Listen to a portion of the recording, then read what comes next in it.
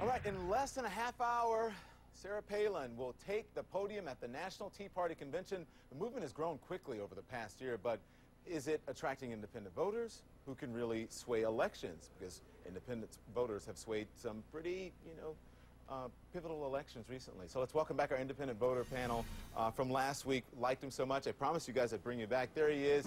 Joe Gandelman is the editor-in-chief of the Moderate Voice. And he is joining us live from Naples, Florida. And there's Omar Ali again. He is an independent voting analyst, and he is in Washington. And Nicole Kurokawa is also an independent voting analyst. She is in Chicago tonight.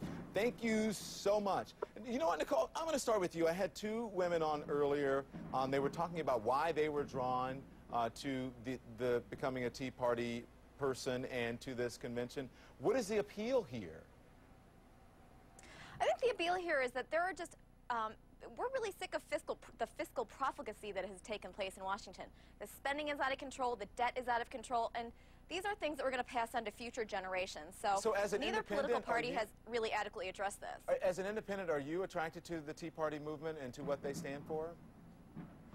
Yes, I think their message of fiscal responsibility is really appealing. There are some fringe elements that turn me off, but I don't think that that's the essence of the Tea Party movement. So overall, yes, I like them. What about Sarah Palin? What do you think of her?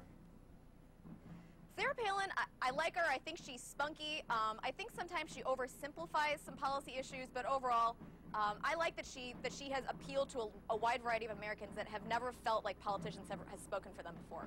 Omar Ali, how are Tea Party members? Are Tea Party members independents, or is there a difference? That's a great question. They are definitely not a part of the independent movement. They may be independent-minded, but they're definitely part of a conservative movement, which has a very different history than the independent movement, which goes back about 20 years. Their movement goes back to Barry Goldwater, actually 1964.